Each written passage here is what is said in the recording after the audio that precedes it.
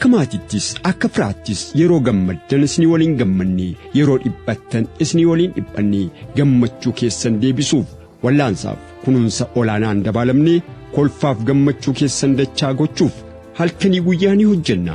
Dhimmi maatii keessanii dhimma keenya jennee hawwii akka of akaakayyuu ta'uuf qabdan dhugoomsuuf carraaqqiin keenya daangaa hin qabu. Jaalala gumaacha dhuma hin qabneen guutamtanii kolfa daangaa malee akka kolfitan isin waliin jirra. Meeshaalee tajaajila ammayyaa fi ogeessota fayyaa ispeeshaalistootaan deeggaramne kunuunsa maatii urgaa'uun isin keessummeessuu aleeffanneerra. Ishiin ciniinfatte nagaan akka hiikamtu inni dhibamee aadu akka bayyaannatee ol jedhu inni yaalsisus dhiphina isaa keessaa bayee uffee jedhee akka boqotu muuxannoo yeroo dheeraa keessatti goonfanne qabannee isin bira jirra. Kaayyoon keenya isa dhibame gargaaruudha. Hospitaala Waliigalaa Takla Hayimaanoot.